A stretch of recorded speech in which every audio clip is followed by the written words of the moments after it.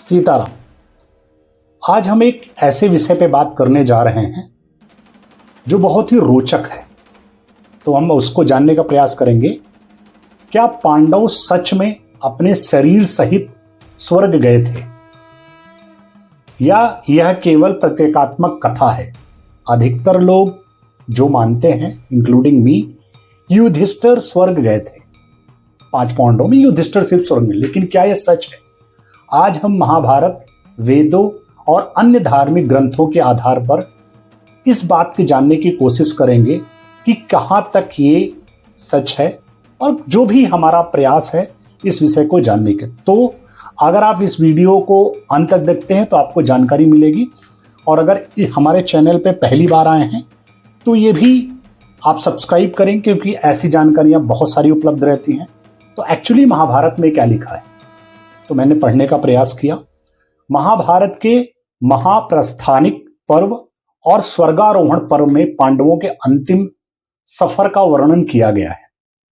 महाप्रस्थानिक पर्व के अनुसार युद्ध के बाद पांडवों ने अपना राज्य परीक्षित को सौंप दिया और हिमालय की ओर महाप्रयाण किया।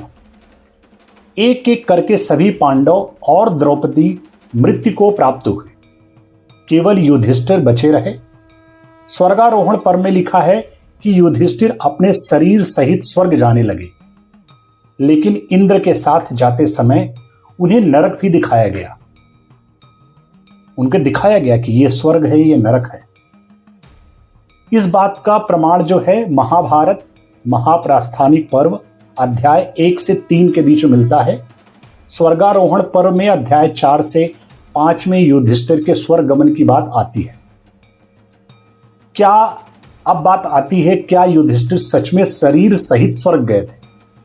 स्वर्ग तो गए थे, लेकिन क्या शरीर सहित स्वर्ग गए थे, यह बात आती है।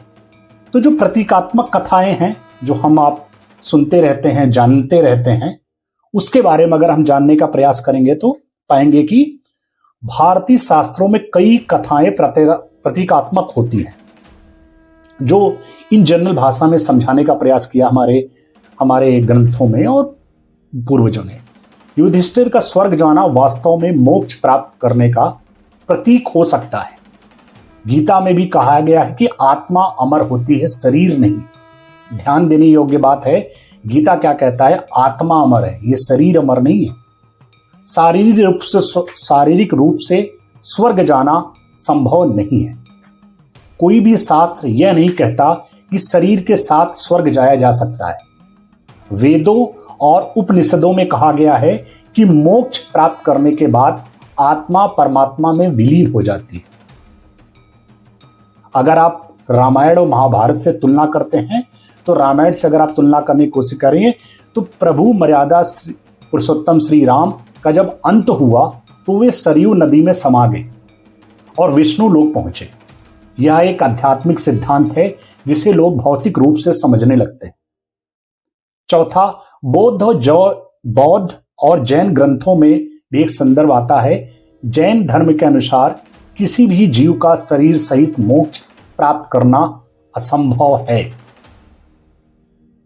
बौद्ध धर्म में भी निर्वाण आत्मा का परम शांति में विलीन होना माना जाता है, न कि किसी शारीरिक स्वर्ग गमन को। क्या वेदों और उपनिषदों में ऐसा कोई प्रमाण है?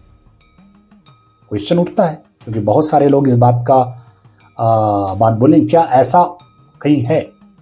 तो एक है कठोपनिषद अध्याय 1.2.20, न जायते म्रियते वा कदाचिन नायम भूत्वा भविता न भूय। अर्थात आत्मा अमर है, वह जन्म नहीं लेती है और मरती भी नहीं है। भगवत गीता अध्याय 2 श्लोक नंबर 22 में जो कहा गया है, वंशासी जीर्णानि यथा विहाय नवानि गृह्णाति नरोपराणि, यानी शरीर एक वस्त्र की तरह है जो आत्मा छोड़ती है और धारण करती है। ऋग्वेद के अनुसार 10.14.8 में जो कहा गया है, लिखा गया है, पार्थिव योसा मणि यम सुसप्तम तम ब्रह्म लोकाय कल्पयंती, अर्थात मृत्यु के बाद आत्मा ब्रह्मलोक जाती है, न कि शरीर सहित स्वर्ग। ये जो मैंने पढ़ा, ये जो समझा, उसे जो मैं निष्कर्ष में पहुंचा, बहुत सारे लोग मेरी बात से यकीन नहीं कर सकते, ये उनका अपना चॉइस है, बट मैंने जो जाना, महाभारत में युधिष्ठिर का स्वर्ग जाना एक प्रतीकात्मक है। शास्त्रों के अनुसार शरीर के साथ स्वर्ग जाना संभव नहीं है। वेदों और उपनिषदों में आत्मा के मोक्ष की बात कही गई है, न कि भौतिक स्वर्गारोहण की। युधिष्ठिर का स्वर्ग गमन असल में उनका आत्मज्ञान और मोक्ष प्राप्त करने का संकेत के रूप में दिखाया गया है।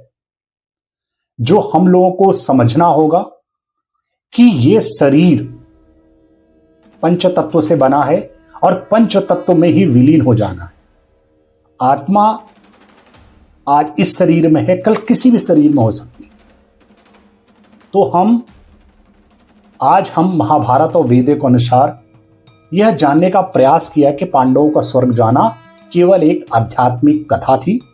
शरीर सहित मैं बात कर रहा हूं। और आपको यह जानकारी अगर पसंद आई हो तो वीडियो को लाइक करिएगा, शेयर करिएगा और कमेंट करके बताइएगा और किस चीज में आप जानने की इच्छुक हैं। मैं प्रयास करूंगा उस पर वीडियो बनाने के लिए। जय श्री कृष्ण, जय द्वारकाधीश।